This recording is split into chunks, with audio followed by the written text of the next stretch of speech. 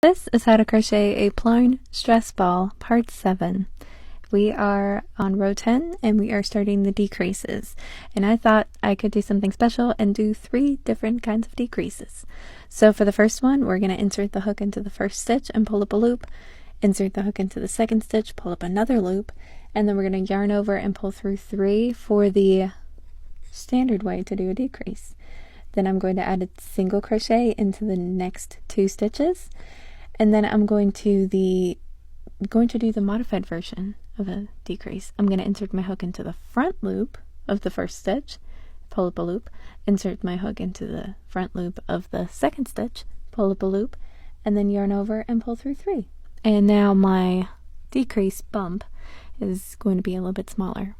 Then I'm going to add a single crochet into 2 stitches, and then I'm going to do the other modified decrease.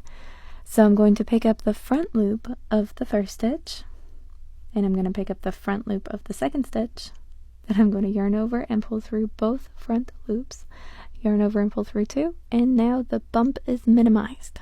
So the first decrease was a standard decrease, the second decrease was a invisible decrease, and then the third decrease, I'm going to call it the undetectable decrease, because it looks just like a single crochet. You wouldn't even know it wasn't.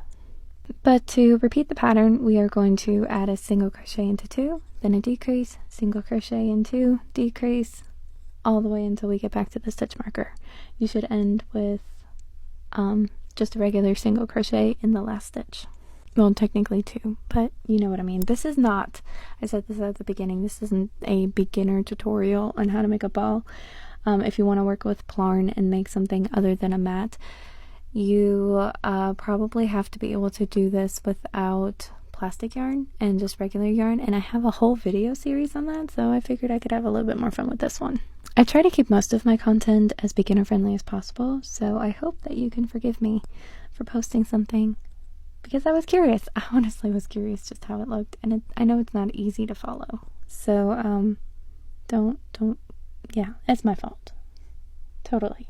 I accept full responsibility for it, but if you are a little bit more advanced and you're wondering what the difference is between those 3 decreases, I'm going to do the same sequence with the big decrease, the invisible, and then the unidentifiable or undetectable. I don't know what I called it.